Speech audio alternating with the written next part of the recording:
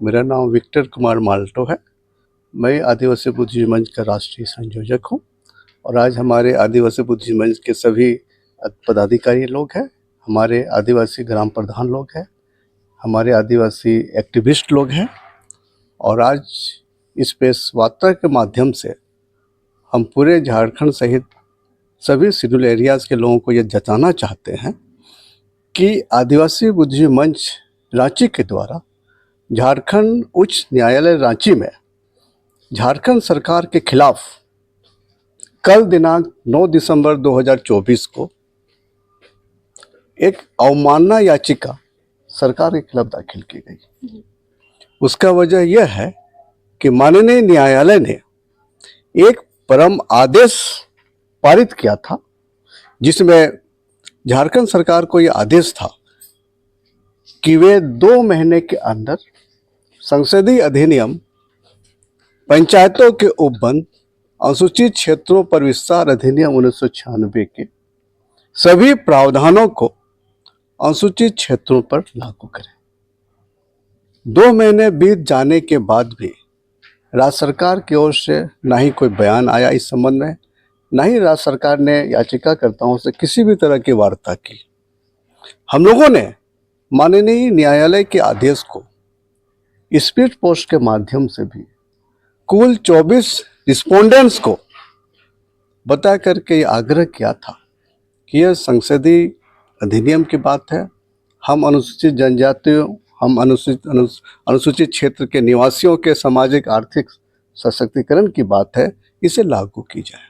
अभी तक लेकिन सरकार से किसी भी तरह का हलचल हम लोग को महसूस नहीं हुआ है। कल हम लोगों ने जब कंटेम्प्ट टू कोर्ट एक्ट 1971 के प्रावधानों के तहत सरकार के वरिष्ठ अधिकारियों के खिलाफ कार्रवाई करने की मांग करते हुए एक याचिका दायर किया है। उसमें हमारे आदिवासी बुद्धिजीवी मंच के 4 पिटिशनर्स हैं। पिटिशनर मेन तो आदिवासी बुद्धिजीवी मंच है, उसमें जो सिग्नेटरीज हैं उसमें संताल परगना से है माझी हड़ाम प्रधान के हेड श्री सफानियल बेसरा, मुंडा समाज की ओर से श्री एतवा मुंडा जी है जो इनकम टैक्स कमिश्नर रिटायर्ड है। तीसरा पिटिशनर हमारे हो समाज से पूरे सिंहभूम प्रमंडल से हैं श्री दामोदर सिंकू जी, और चौथे पिटिशनर है माननीय सोमेव राव जी जो रेलवे में डिविजनल पर्सनल ऑफिसर थे, वो पूरे हो समाज, ये उरांव समाज की तरफ से वो सिग्नेटरी है। तो कल हम लोग सब लोग थे और हम लोगों ने माननीय कोर्ट में याचिका दाखिल कर दी है। अब इंतजार करेंगे कोर्ट इस पर क्या संज्ञान लेते हैं। तो हम लोगों ने सोचा कि सरकार हम आदिवासियों के नाम से एक भ्रामक प्रचार कर रही है कि हम ही आदिवासियों के हितकारक हैं, हम ही उनकी विकास कर सकते हैं, हम ही उनकी सुरक्षा कर सकते हैं। तो यह मिथक, ये जो भ्रामक प्रचार कर रही है सरकार ना, इसको समाज को बताना है। रूल्स 2016 डीएमएफटी रूल्स कहाँ से आया? ये प्रधानमंत्री खनिज क्षेत्र कल्याण योजना का है। ये उसमें यह लिखा हुआ है कि पी पैसा के ग्राम सभा के द्वारा इन राशि का उपयोग होगा। ये सरकार, झारखंड सरकार कौन है जो बिना ग्राम सभा के स्थापना के पैसा खर्च कर रही है? हम मैया सम्मान की योजना ही कर रहे हैं, लेकिन डीएमएफटी की राशि को मैया सम्मान योजना से जोड़ा जा रहा है बिना नियमावली के। इस बात पर हमको ऐतराज है, विरोध है इस बात का। आप माननीय उच्च न्यायालय के आदेश को क्यों नहीं माना? जब माननीय राज्यपाल महोदय आदिवासी दिवस 9 अगस्त को कह दिए कि माननीय मुख्यमंत्री जी पी पैसा अधिनियम लागू कीजिए, आज 5 महीने हो गए ना, आप माननीय राज्यपाल महोदय की बात को अनदेखी कर रहे हैं, आप माननीय कोर्ट की बात का अनदेखी कर रहे हैं। हम आदिवासी बुद्धिजीवी मंच जो हम लोग नॉन पॉलिटिकल लोग हैं, अधिकारी लोग हैं, आप हमारी बात को अनदेखी कर रहे हो। आप कैसे पीठ थपथपा रहे हो अपने से, जब आदिवासी वर्ग ही आपके कामों की आलोचना कर रहा है, आपको संवैधानिक दिशा दे रहा है, आपको न्यायिक दिशा दे रहा है, आप उसके अनदेखी कर रहे हो। आप राज्य को कहां पहुंचाओगे? आज प्रमुख मांगे हमारी सबसे पहले माननीय मुख्यमंत्री महोदय, आप राज्य के महाधिवक्ता को बदलो और आप पंचायत राज निदेशक श्रीमती निशा उरांव को अविलंब बदलो, अन्यथा फिर हम लोग निर्णय लेंगे क्या करें।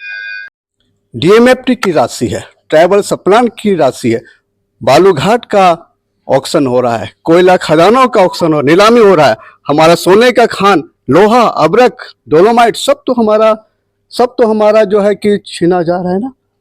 अभी मैं आपको बता दूं, डीएमएफटी के पैसे, डीएमएफटी रूल्स में यह कहा गया है कि जो भी राशि आएगी उसे पी पैसा अधिनियम 1996 के द्वारा गठित ग्राम सभा ही खर्च करेगी, नियंत्रण करेगी। तो जब पी पैसा के तहत ग्राम सभा का गठन ही नहीं हुआ तो सरकार डीएमएफटी की राशि कैसे खर्च करेगी? आपको बता दूं, 1 जनवरी 2024 से लेकर 31 जुलाई 2024 तक कुल 13,623 करोड़ रुपए आए हैं झारखंड में। वो पैसे कैसे खर्च हो गए? अभी 31 दिसंबर तक फिर इतने ही पैसे आएंगे, कैसे पैसे खर्च हो रहे हैं? तो ये हम आदिवासियों को 1,000 रुपया बांट करके आप हमारा अरबों रुपये लूट रहे हो और दूसरे को लूटने दे रहे हो। आपको नियमावली बनाने में क्या तकलीफ है? आपको जब संसदीय नियमावली है जिसके अनदेखी आप कैसे कर सकते हो? आप संविधान दिखाकर कहते हो कि हम संविधान को बचाएंगे, हमें नहीं लगता है कि वो संविधान को बचा रहे हैं। बिकॉज पी पैसा 1996 is not only an act but it is the extension of the constitution within the provisions of constitution of India। Mandamus जारी करके राज्य सरकार को कहा कि आप 2 महीने के अंदर इस संसदीय कानून को लागू करो। सरकार लागू क्यों नहीं की? कर देना था ना। पी पैसा को तो लागू नहीं की, यहाँ आदिवासी ग्राम सभा को 7 शक्तियां भी नहीं दी। यहाँ तक कि अनुसूचित क्षेत्रों में जो टीएसी होता है, ट्राइब्स एडवाइजरी काउंसिल, उसका भी गठन राज्य सरकार सही ढंग से नहीं की है। असंवैधानिक नगर निगम को भी सरकार मजबूती प्रदान कर रही है। तो इस तरह से हम अनुसूचित क्षेत्र के निवासी, यहाँ जनजाति भी रहते हैं, अनुसूचित जाति भी रहते हैं, ओबीसी वर्ग भी रहते हैं, जनरल कैटेगरी के लोग भी रहते हैं। तो शेड्यूल एरिया सिर्फ अनुसूचित जनजाति के लिए नहीं है, बल्कि टोटल जो 13 शेड्यूल डिस्ट्रिक्ट है और 3 प्रखंड है, वहाँ सभी वर्गों के लोग रहते हैं। उनके सामाजिक आर्थिक सशक्तिकरण करने के लिए ही माननीय संसद ने पी पैसा अधिनियम 1996 का निर्माण किया।